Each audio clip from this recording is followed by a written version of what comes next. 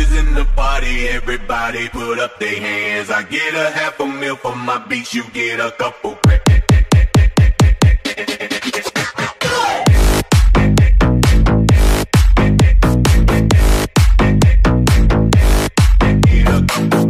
Buenos dias mga kuya natin. Takikita aura na Barangay Kasanyangan, particularly kunal Barangay Kasanyangan Multipurpose Hall, no, or El Barangay Hall dila. So akikita ara man short vlog kita kunal dila activity del PNP personnel, no, tan schooling under na RTC 9. Talama sila immersion.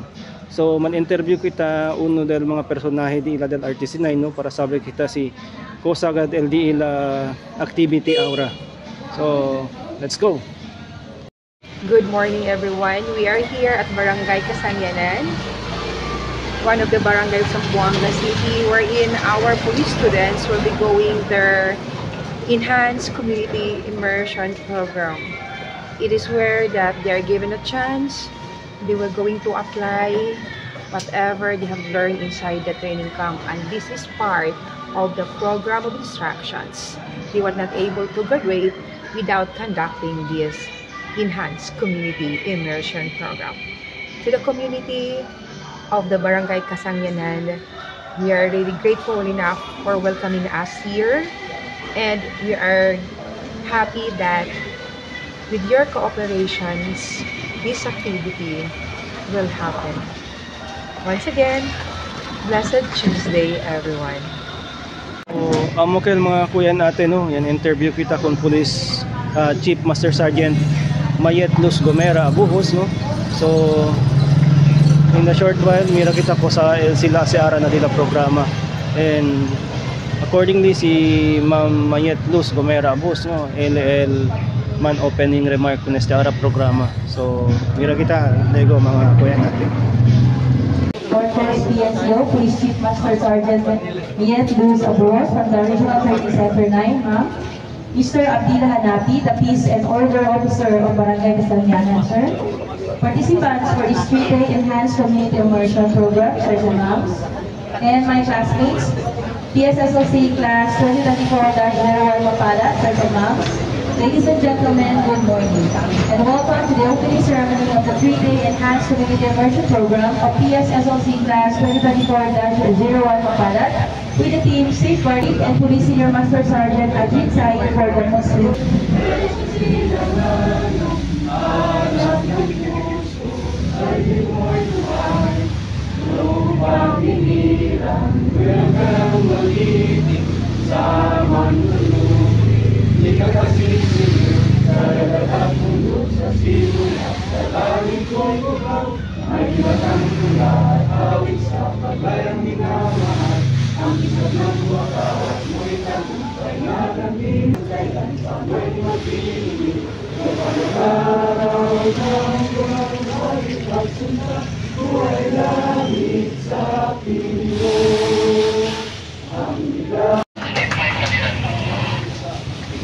And now, to give us some guidance and message, we would like to call our course PNCO, Police Chief Master Sergeant Mayet Luz Abuhos. Ma'am, a round of applause, please.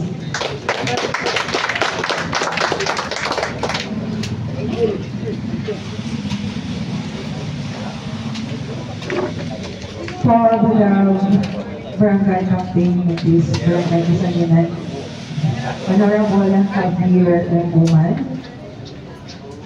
Mr. Hanapi, the Admin Officer for Peace and Order, and our representative from IT, Professor Ismael Meza. Sir, good morning.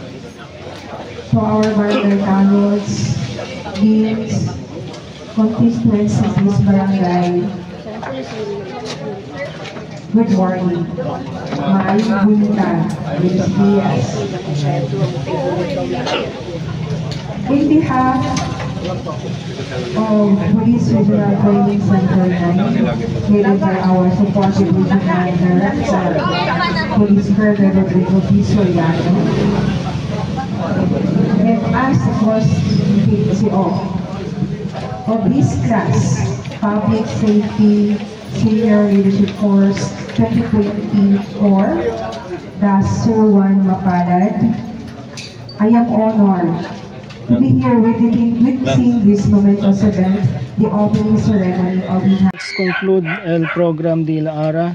So, iauwi kita bonito el programa, el immersion program del PSSLC 2024-01 class Mapalad.